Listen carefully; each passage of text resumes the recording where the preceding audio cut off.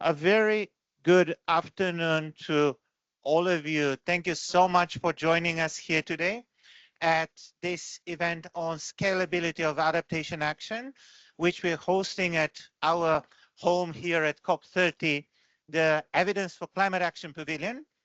My name is Vlad Arnaoudov. I'm the Secretariat Coordinator of the Adaptation Fund Technical Evaluation Reference Group, and I'll be the moderator for the event today. It's a very exciting event. I can assure you, and you're going to learn a lot because we have two really great presenters. Actually, there are three, but some of them will join virtually. So you have here on the screen my colleague Susan Legro, who is a member of the Adaptation Fund Technical Evaluation Reference Group. Hello, Susan. And here in person next to me, I have also Neha Sharma, who is the Results, Impact and Knowledge Lead at the Adaptation Fund Board Secretariat. So today, Susan, as well as my colleague Mariana, will get us through some evaluative work that was done by the AF-TERG, and Neha is also going to talk about what the Secretariat has found as evidence in learning also from their work on scalability and how the Secretariat also has taken up the lessons and recommendations from our evaluation. So I want to break the ice because if we go with presentations only, I think all of us are going to get very sleepy. So there is a 1-minute blitz question for Susan and for Neha. And the blitz question is, why is scalability important? So who wants to start first? Susan, go ahead. Oh, I've been volunteered. Scalability is important because adaptation is such an urgent and pressing issue that I think when we find things that are effective in adapting to climate change, we need to be able to translate them into many different contexts and at different scales. Thank you. Thank you, Susan, for this. Neha, how about you? Can you hear me? Okay, use my mic. Yeah, I can't say it better than Susan already did, but the scale of the challenge is quite big. So the scale of the solution will have to fit the scale of the challenge. And I have a quiz for you, Vlad. The quiz for you is, you said 2 out of the 3 speakers are great. So which ones are the great ones? No, the 2 speakers who are present here are great, but we have actually a third great speaker who will also present actually the next evaluative work as part of a recording together with Susan. So we actually have 2 + 1 really great speakers. So thank you very much for these answers. And thank you for setting the scene for this scalability discussion. So I want to start first with Susan and Mariana, who are going to present to us the results of a scalability and scale-up evaluation that the AF-TERG has conducted. Now, Susan and Mariana were very good because they thought that we may have internet issues, so they recorded the presentations to make sure that everybody can actually see this and listen to the discussion. So I would like to show now the video to everybody, and then we'll move on with the next presenter. Thank you.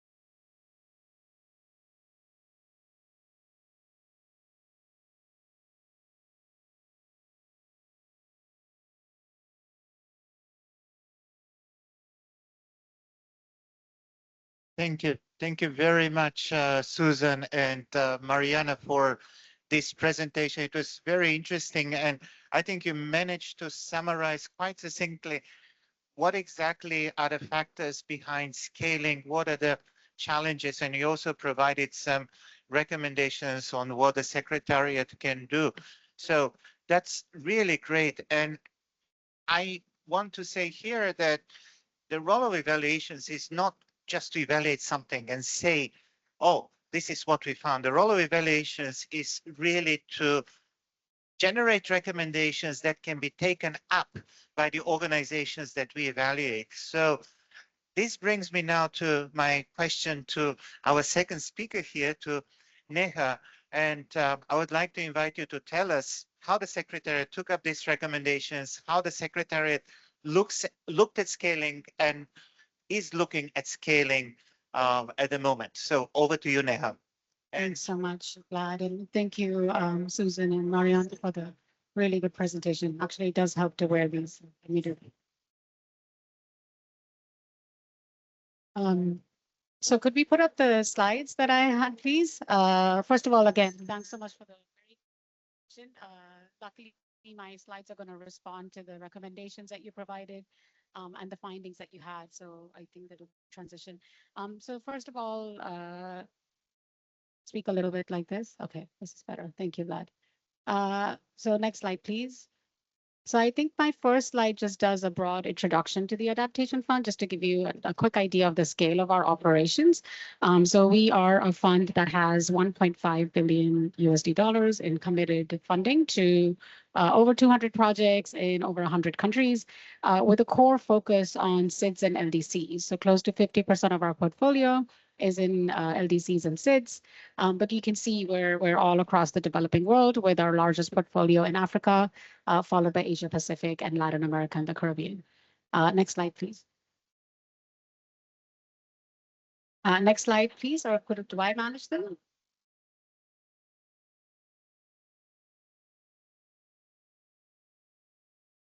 This is just to give you an idea of the type of projects that we fund.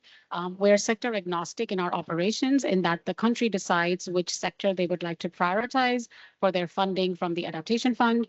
So you see that we have funders, we have projects across food security, agriculture, water, urban and rural development, coastal management, and so on. And adaptation by nature tends to be intersectoral. So we also have a lot of projects that don't have any one single primary sector, but have multiple sectors, and they come in our multi-sector category, which is our largest category. Next slide, please. So as the presentation by my colleagues was saying, that or maybe the evaluation has more details on this, but the Secretariat of the Adaptation Fund Board doesn't have a definition of scale per se. However, the medium-term strategy speaks a lot about scaling, but there's no definition or description of it. And the evaluation does a good job of starting that description. Susan mentions the breadth and depth of scaling, for example. So we picked that up as well as a working approach for us.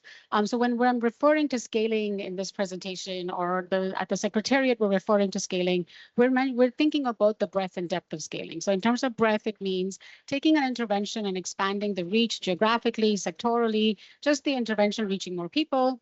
But when we think about the depth of scaling, we're talking about the sustainability of the benefits because of the institutional mainstreaming of the impacts, embedding the progress and policies in our systems.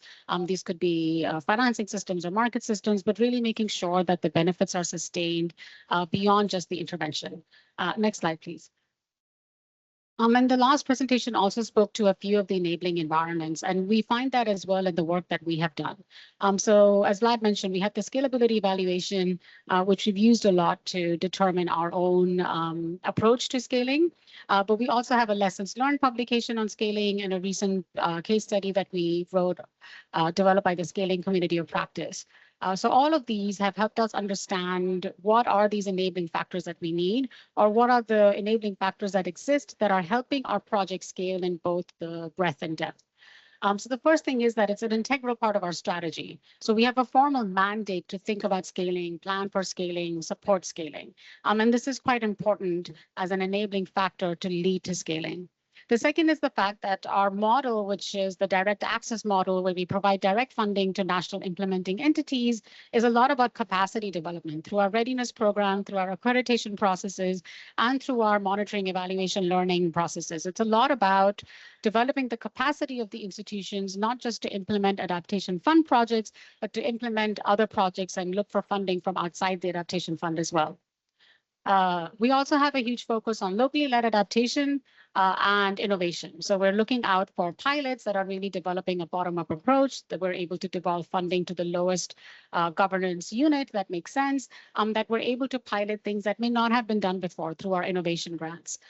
So we have that innovative focus on innovation and locally led adaptation, along with a focus on working with other donors and partners and leveraging a lot of knowledge and learning that's coming from the Adaptation Fund. So basically, there's a lot of enabling factors that are supporting projects in both scale and sustainability. Next slide, please. I already mentioned the 3 studies that you see on the left-hand side of the slide, but we were curious over the last month or so to see the evaluation, of course, as Vlad mentioned, as Susan mentioned, took a stratified sample of a small set of projects, but we hadn't yet done a comprehensive exercise, just a basic survey that we would send out to the entities and ask them if the project was scaled. But when I joined the adaptation a year ago and I'd meet implementing entities, they'd often mention that their projects had been scaled. We just didn't have that data. So we did a very basic survey and gave them a few weeks to respond. And we found that 29, this is not a comprehensive survey, but we found 29 projects that had been scaled, of which we knew only about 9 from our own records. So there were 20 additional projects that we suddenly found had already been scaled by other agencies. Some of these had been scaled by the Adaptation Fund itself, 4 of them, 12 by GCF, and there were also EU had funded some, other multilaterals, bilaterals, or in some instances, the country had invested its own domestic resources for the scale up of the successful projects.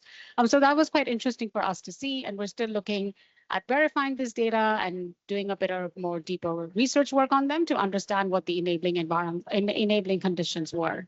But we do know that there is evidence now that the Adaptation Fund acts as catalyst for larger scale investments. For some of these projects, the leverage from our projects to the scale up was 1:10. So for every dollar we provided, the project was able to raise 10 more dollars for the scale up, which is quite impressive in our opinion. Overall, though, the leverage ratio was about 1:2.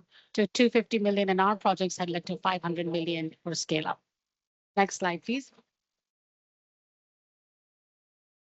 So in light of all of this, the really good evaluation that the AF-TERG had done, the knowledge work that we have done, and the experience that we have and the data that we've collected, where are we going from here? And there are a few things that we're trying to focus on. The first one that's actually not on this slide, or did I put it there? No, it's not on this slide, but it's on upfront planning for scale.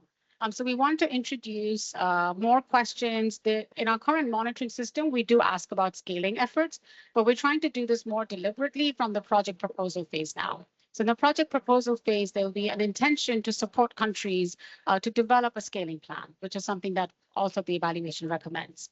We're currently developing a formal AF to GCF scale-up framework. What that means is we're going to look at the AF portfolio. We already have an ad hoc system with the GCF, but we're looking to formalize this. So we're going to be looking at the AF portfolio, and through a very structured approach with defined meaning of what we mean by successful, we're going to take out the successful projects that are ready for scale and send them to the GCF. And there's going to be some conversation with the designated authorities of both the Adaptation Fund and the GCF to see which projects actually can be scaled. This may start with their simplified approval process or their SAP window, but the intention is to take this much bigger because this is already happening, but we want to do it in a more systematic way. We're also looking at, as I mentioned, the monitoring system to provide us more information on scale, including how we can better support scale through our readiness program, which is currently being re-strategized. And lastly, we've done some knowledge work on NDC and NAPS to look at our alignment with country strategies, because we think that's an important element of scale. And we found that our projects at the Adaptation Fund are very aligned to current NDCs and maps. In fact, this is a separate presentation maybe, but more than 85% of the projects examined were very closely aligned to the NDCs. So we're trying to see how our projects can further be aligned to countries' national priorities and how they can influence the maps that are being developed and the NDCs that are being revised. Next slide, I think I just have an example. So this is an example. It's my favorite one because it's the only Adaptation Fund project I visited in the last 12 months. And it was to the Balkans, and it was really impressive to see how they're approaching scale. So this was a regional project and involves Albania, Montenegro, North Macedonia. It's being implemented by UNDP. And what you see, I don't know if you have a picture of the embankment. Unfortunately, I didn't put that, but we're standing on this embankment here. And this is a special technology and set of rocks that they used. And we were able to develop this embankment around a river that floods quite occasionally, up to, I think it was 20 meters. But really, it's kilometers of land that it needs to be extended to. And our pilot proved the success of this, including the engagement of the community, because the community took up the maintenance of the road that comes to this embankment.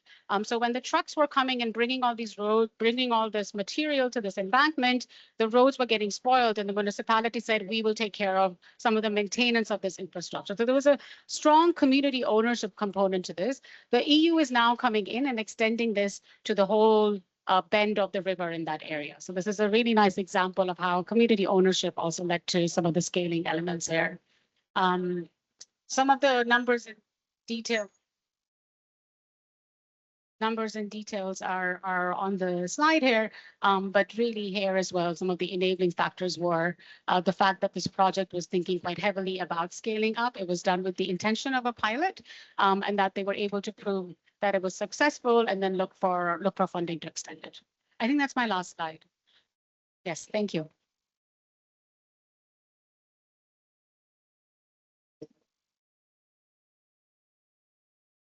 Thank you so much, Neha, for this extremely rich presentation. And I'm very happy to see that a lot of the recommendations that the evaluation made have been taken up by the Secretariat, and you're looking at this from various perspectives and looking at ways to move it forward. This is really impressive.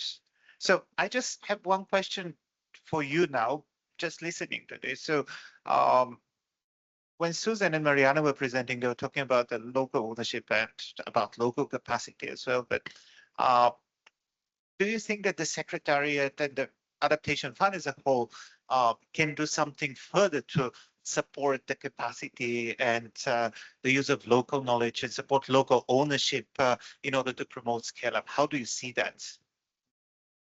So the fund currently, as the evaluators know, have special funding windows for locally led adaptation.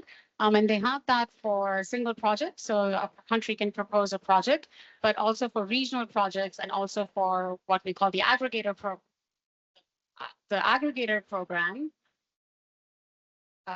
So in the aggregator program, the cool thing about it is that you can actually devolve funding to even smaller entities. So really get to the local community.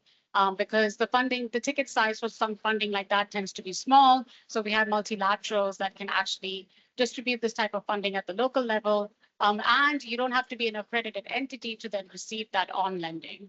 Whereas for most of the other funding windows, you need to be an accredited entity. So there are multiple funding windows that are going into local capacity, like the locally led adaptation, and through the implementation of the programs that are under this window, there's a lot of capacity built. But in terms of knowledge and learning, I think it's sometimes difficult for us to reach that sort of that bottom-up approach to especially traditional knowledge. But it is one of the aspirations of our, and it's included in our gender policy as well, but it's one of our aspirational goals to reach that type of social inclusion. One way that we're doing that through the results work, we've recently revised our strategic results framework.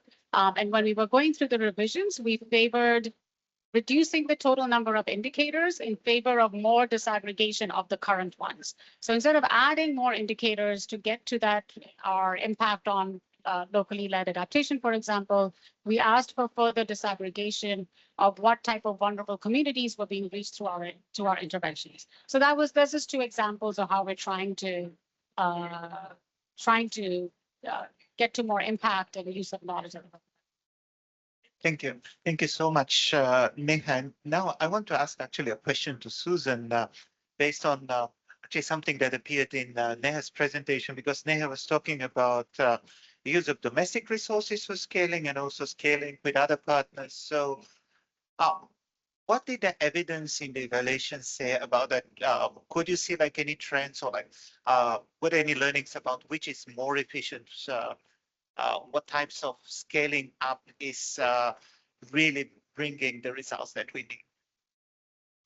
That's a really good question. And I think the one finding that we can say that we got from the evidence review is that scaling is not something that is the work of a single organization. And I was actually pleasantly surprised to see this in the OECD Development Assistance Committee report on scaling outcomes, because it really tracks with what we found. You know, it really was a variety. We can't say that it was sort of typical for a project to come to the Adaptation Fund and then go to the GCF, or, you know, we found that it really depended on context. So I think the key is that it's not something that a single donor can cover, or even actor. As we said, there are projects that have scaled successfully using government sources, and there are projects, you know, that we think in the future could, you know, rely on other, you know, non-governmental sources. So I think the key is just that cooperation amongst stakeholders. Perfect. And then this leads me maybe to my next question, because you talk about cooperation among stakeholders, and I think the other climate funds are also some of the stakeholders. So you said that partnership is important, but what other learnings and lessons there are for the other climate funds in order to support scaling? Well, I would say there's probably a lesson that all of us have learned at some point, which is that scaling is not spontaneous. You really, you know, I think part of the role of a good donor, or, you know, a partner, is to kind of paint an idea of what the possibilities are for scaling for a particular, you know, innovation or technology or practice, and to work with project teams and communities to make that happen. Thank you. Thank you very much. Neha, what do you think about this? Like, what would be your perspective? Macro perspective is that as ODA shrinks, we'll have to look at more sources of funding for scaling. So while I think frameworks like the AF-GCF one that we're developing now is quite important, we do have to look at, like Susan was saying, you know, all sources of potential for scaling.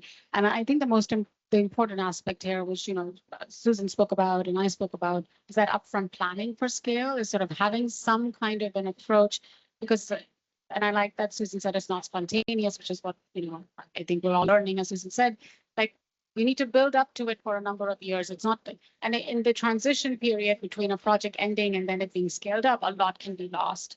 So we have some projects, for example, now trying to look at transition funding to avoid that need for transition funding, to start thinking about scale from the upfront, exploring all possible sources, and then seeing how to take multiple components forward, potentially through different sources. Thank you. Thank you. I have one more question for you, Neha, and one for Susan, and then I'll open up the floor to the audience. But in the presentation, Mariana mentioned that 71% of the projects actually did not say anything about scaling up, and you also mentioned that you actually had to run a survey, and if I remember correctly, there were 25 plus projects that actually said that they're scaling up. You're aware only of 9. So how do you, what are your plans to improve that, first in terms of data capturing, but also do you think that there's some ways to integrate scaling already from the project design stage? Like, how do you see it? Yeah, so you know, there's the answer in the question, of course. It's to try and track it from the upfront, from the project to full design. So yes, we don't currently have a systematic way of identifying projects that have been scaled. So we're trying to develop better monitoring systems to do that. I think the situation will look quite different a year from now. We have the opportunity of a new results framework that we're launching to really update our monitoring templates. So scaling is becoming an important part of it. And then on upfront, of course, we're going to be specifically adding questions on whether they thought about scale, which components, and upfront individuals. Thank you, Neha. And I want to go back to you, Susan, and ask you about the evidence and the gaps in evidence. So this was quite of a challenging evaluation from what I can understand, and probably there were like areas you could not explore sufficiently. So where did you see the biggest gaps in evidence, and what can be done in order to bridge them? That's a really good question. I think on my wish list, Mariana and I were both talking about this, that we would love to go back and look at the entire portfolio and not just do the stratified sample. Because there were so many interesting examples. I think one of the big challenges, I think both for us as evaluators and for Neha's results team, is that scaling does not usually happen on a project cycle. It often does not happen within the duration of the project implementation. It is something that may happen years later. So it is difficult sometimes to capture that. I think something that we've been very fortunate to have is the ex post evaluations, because we have seen evidence of scaling in projects when we go back later to look, but that is 3 to 7 years later. So I think that's probably the evidence issue, that if we look for scaling, directly within this, say, 4-year project window, we may not see it, but it may be happening. So if I hear you correctly, are you saying that maybe we need scaling evaluation 0.0 coming very soon, just to explore it deeper? You wouldn't mind it? Okay, great. Thank you. Thank you, Susan. Okay, I want to open the floor now to our audience, but before I give you the mic, I want to see how many of you are actually evaluators. Yeah, I see 2 people. So the majority of you are not evaluators. So this is a very interesting opportunity for us. So maybe if you can share, like, on top of questions that you have, like also how from a non-evaluator perspective, you see this discussion and where you see like some of the challenges in scaling that you have experienced. So does anybody want to take this floor? Or maybe I can give the mic to Anupam and also tell us about the Jeff approach to scaling. Anupam, would you like to start? Thanks, Vlad, and thanks, Neha, for very insightful presentation. So scaling up is something we have been looking closely more recently, and in our nature-based solution evaluation, we found that there were several Jeff projects that have been scaled up, and for various reasons. It's not just part of the financial sustainability, because it's very difficult to, as Susan was pointing out, that we need to wait for a few years to look for scaling up. And in the performance also, we looked at the scaling up aspect, and we found that 17% of the GCF projects were projects that have been scaled up. So that was an interesting finding, but there are different level of scaling up. When you look at GCF documents, and you'll find a mention, a cross reference sometime, and then there's a real scaling up that is by design, and we are seeing few of them coming up. For instance, there's a project in Ecuador. First, it was co-financed by GCF, Jeff project co-financed by GCF, and then a follow-up project that was scaled up entirely by GCF and the government. So I think there's more awareness, and we are also going to do a more deeper dive in terms of looking at what are the ingredients and how can we facilitate these kind of dialogues and these kind of insights where it's easy for other entities to scale up when they are looking for projects and that they want to scale up. But I have a follow-up question on that. Like if you were to suggest entities that are known for scaling up, what would you advise them uh, from perspective of Adaptation Fund or from perspective of any of the UNFCCC related fund? What should they look for? How can they find it easy to scale up projects that's already shown some results on ground? Thanks. Yep. Thank you, Anupam. Who would like to take this question? Anupam always gives like very challenging questions. That's why I like him having on panels and in the audience, because he can trigger really fruitful discussion. So Neha, you want to go first, and maybe after that, Susan? Sure. So first, I have more questions for you too, Anupam, but maybe later. So thank you for sharing how the Jeff is. We're actually developing an AFG Jeff scale-up framework as well. So your questions are something we have to think about. When we were doing the GCF one, we had to think through the criteria. So what you're asking is like, what are you looking for when you're saying this project is ready for scale-up? We came up with 4 criteria, and I have to try and recall them. And the first one was the country's own intention and plan for scale-up. So we're looking for a demand-driven approach. So that was sort of the first criteria. Because without the country willingness, the country has to have the ambition for the scale. So that's like the first one. The second is successful implementation. And again, we have to think through what that means. We're looking at success as measured to meeting our monitoring criteria, our MEL criteria, which includes like midterm evaluations and final evaluations. So like some maturity of the program to demonstrate that they can implement successfully. The third was whether there is evidence that the impacts can be sustained through the scale up. So we can't have scale up for scale up's own sake, right? So if there's a strong evidence that the impacts will either backtrack or not be sustained, but you need that scale up to, for example, livelihood benefits. We often see when projects end, the benefits end as well. Like a lot of livelihood benefits are just not possible. So that was the third one.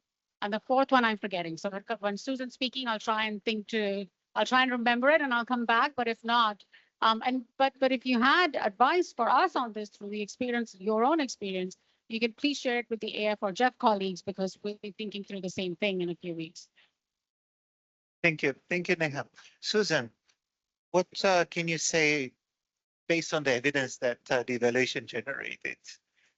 I Like, think what if I would had be to the pick, advice well, that you can this provide? is drawing further back. This is drawing and looking at many, both mitigation and adaptation projects. I would say the first thing to look for would be, as Neha said, I absolutely agree, demand. That there is demand for the users and sort of across stakeholders in a given context. And second, I think there has to be finance. And I think the single most frequent mistake I've seen is when you assume that something will replicate because it is a good idea and because it's effective. But if there isn't finance, it just doesn't happen. And so I think part of that plan for scaling is thinking about where the financing will come from and whether it will be in country, whether it will be donor, how that's going to work. So that would be my answer. So when you talk about financing, do you mean only like public finance, or we have to look also at different types of financing that can support scaling up? I think looking at different kinds. I think I think there is a willingness to look broadly and a need to look broadly. I think we know from the adaptation gap report and other research that what we have currently allocated is not going to be enough. So I would say we should be very outside the box in our thinking. Great, thank you. Neha, did you remember the fourth point? I remember the fourth one, and it was successful. It was success with inclusion. So our fourth sort of metric is social inclusion and gender integration. And that's the fourth criteria we're using to identify projects. I just remembered, so I wanted to say. Perfect, thank you. Okay, I have another challenging question for Susan. Sorry for throwing arrows at you virtually. So we talk about some very good examples of scaling. Also, Neha provided those. But in your evaluation, did you see cases where things could have been done better so that scaling could have occurred? Did you observe any cases like that? I can say I think there's sort of two things that you might see. I think one is when you have a situation where the innovation just doesn't get much uptake. You kind of you try it and it's okay, but it's not something where you think, oh, we really want to take this further. And then I think that second aspect is if you have a project that does have something that seems to be working and has a potential for scaling, but the project hasn't really considered scaling, or there isn't really a champion who's going to push the scaling. And so in that sense, I think it's just really encouraging and exciting to see that the fund is moving, to encouraging this kind of planning for scaling, because I think that's where you can identify the potential champions. So it's not so much something that, it isn't, it didn't work. I'd say it's more frequent that you have a project that is successful, but it needs a champion to scale. Thank you. Thank you, Susan. Okay, I was listening to both of you, and actually another question came to my mind. And again, I want to open the floor for questions from the audience. But Neha was saying that the fund, for example, does not mandate scaling. It just creates the conditions for scaling. So my question is actually linked to that. Do we really have to scale? I mean, is this something that we should look as a paramount goal, even forgetting about the mandate of the fund, but based on what we have seen? Or maybe in some cases, we just leave it at a pilot level because that's already been good enough. Neha? No, I don't think the working hypothesis is that everything needs to be scaled. Like it's definitely not everything needs to be scaled. However, given the need for adaptation efforts across all sectors, the need is the demand supply gap is very big for finance. So most interventions, even if they haven't been so well, you've learned a lot to do them better the next time. So yeah, so not everything needs to be scaled. There's usually some adaptive management or changes that need to happen, but there is need for more adaptation interventions and finance across the gamut of adaptation projects. Thank you. Thank you, Neha. Susan, would you like to add anything to that?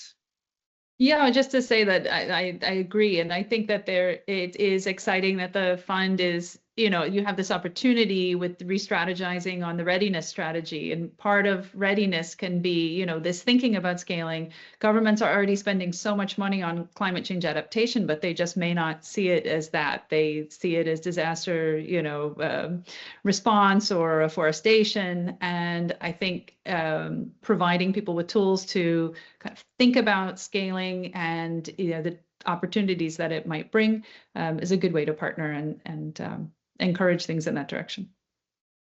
Perfect. Thank you, Susan. Okay, so I want to open now the floor for questions from the audience, and I can see two hands up. So let me start with. Can you hear me? Great. This is Jodahe Wezabe from Ethiopia. I'm delighted to be part of this discussion, even though I was just walking by.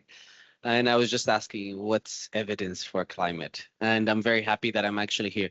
So Neha, correct? Okay. So you mentioned something regarding developing funds that are small scale for a lot of organizations, especially young people like me usually do not get access to some of big funds that you are mentioning. So your slide, you said 9 million USD.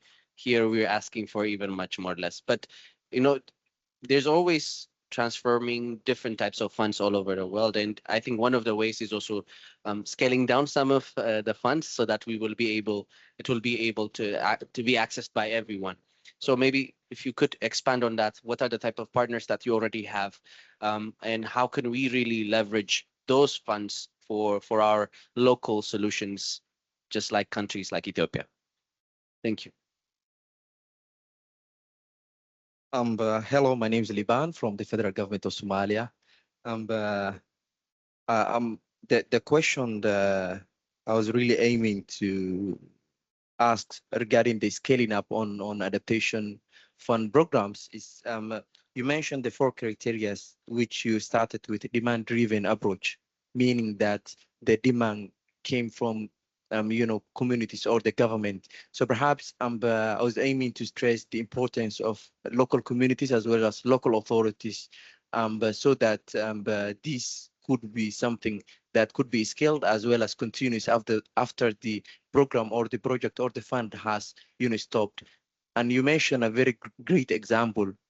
So perhaps do you think of an approach that you add scaling up criteria before the project is started or during the design or pilot of the project, so that you could evaluate the real scaling of that specific project? And also the second question is, you mentioned the innovation aspects of the Adaptation Fund, and I was curious if you can mention some examples of that innovation components of the Adaptation Fund. Thank you very much.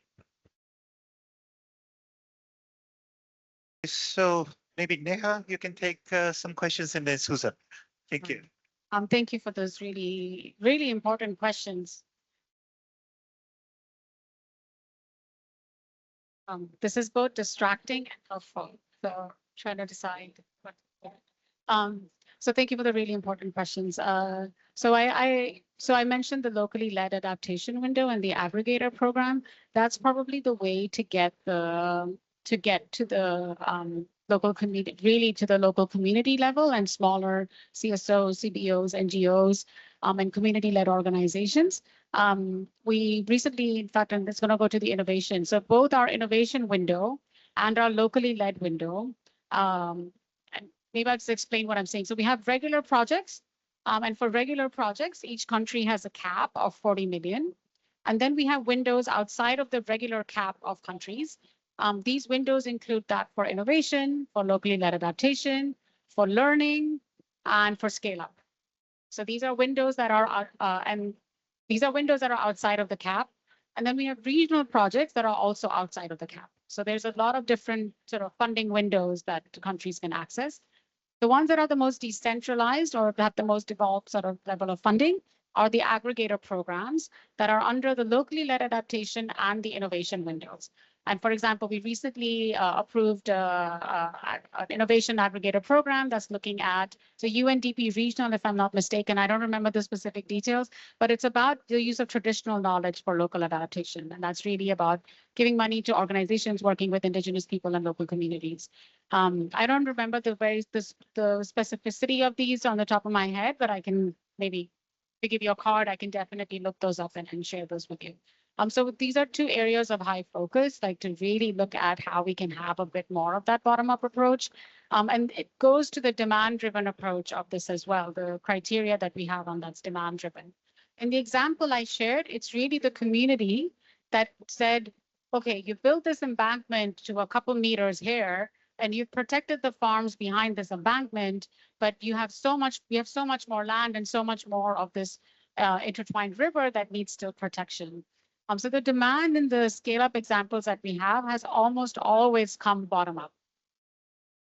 And it's not just the demand, it's the ownership that has come bottom up, as I was saying, that has led to the successful scale-up. And it's not necessarily a surprise, but it's been a very positive observation that even when you're reading these monitoring reports, you can sense whether the local community is embracing this or not through their participation in the decision-making process, through what we read about when the focus group discussions were held, who participated, who was in the workshop, how did you do, for example, so I'm going back to this embankment example, where this pilot project will be was decided through the community focus group discussion.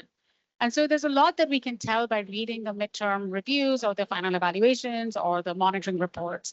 And we're seeing increasingly so instances of this bottom-up demand. And that's very much the spirit of the scale-up as well. Thank you. Thank you, Neha, for these answers. And Susan, would you like to add anything from your side?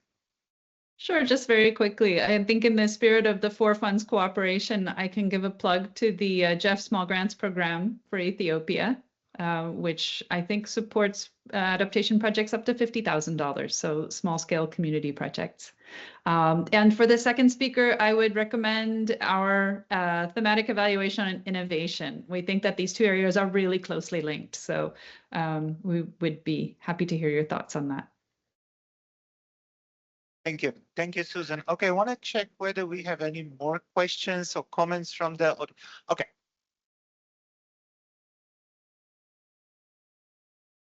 Hi, everyone. Simon from DEVA, the German Institute for Development Evaluation. I was just wondering, when you try to assess the scaling up potential of an intervention, do you take resilience vis-a-vis political risk into consideration? What I mean is there a way to assess whether a project will survive, even if, for instance, political leadership changes or there's a form of disruption? Because often, of course, we see that leads to a halting of progress on projects that we hope would scale. Thank you. Susan, have you seen anything related to that in the evaluation? Maybe Neha after that? No, it's a really good question, because we have, scalability is one of the evaluation criteria, but we also have, that sustainability. And I think political instability and fragility is something that we've been thinking a lot about in terms of how might that affect, the scaling. And it can change the whole trajectory of maybe some plans to embed something that seems to be working well, or to expand something that seems to be working well. So no, it's a really good question, and I wish we had an answer. Neha? Thank you, Susan. Neha, do you have an answer? No. Oh, an answer, not necessarily the right or wrong, but I'd say we're trying to address it through that demand-driven approach. Because if there isn't demand coming from the country for the scale up, so suppose it's true that the government has changed or the individuals have moved on. If we don't see the demand, then that's not a battle we're necessarily fighting, just given the high number of projects that are ready for scale up. So this is definitely a shortage of finance for scale up issue. So it's a little bit captured in our demand criteria for identifying projects. Of course, things could happen when you go ahead, and then the government could change and so on. But we have to hope for the best in that instance. We're not necessarily, dinging projects where we think there's high political risk. We don't think it should necessarily be a criteria for us for selection. So we're not explicitly factoring that into whether our judgment of the success, potential success. Thank you. Thank you, Neha. And I'm just looking at the clock, and we are very close to the hour now. So I just want to invite my two fellow panelists to just give 30-second, very quick reflection on this session. Susan? Well, I'd like to thank the audience members and you, Vlad and Neha, for giving me a lot to think about. I think the message on scaling is that we would really like to continue this as a broader conversation. And it is something that can't happen alone with just one fund. So we are excited about the ability to kind of provide countries and communities with the tools that they need to kind of begin this process. And also, I think taking the long view, it's tricky to balance that with that sense of urgency. But I think scaling is not something that happens overnight. But as Neha said, if you have community demand and you have an inclusiveness, it is something that can happen and be successful. Thank you. Thank you, Susan. So long-term vision and collaboration, these are the key elements. Thank you. Neha. Yeah, and I'll just add to that, which was said so eloquently by Susan, but I'll add a proactive approach. And it's something we began with, that it doesn't just happen. Like, you have to plan for it, you have to think about it, you have to come up with innovative ways to do it. So a proactive approach to scaling the department. Proactive approach. Thank you. This was a wonderful session. Thank you so much to Susan and Neha for this, and to all of you for being a wonderful audience. I really appreciate it. And with this, I want to wish you a great day ahead and close this session. Thank you.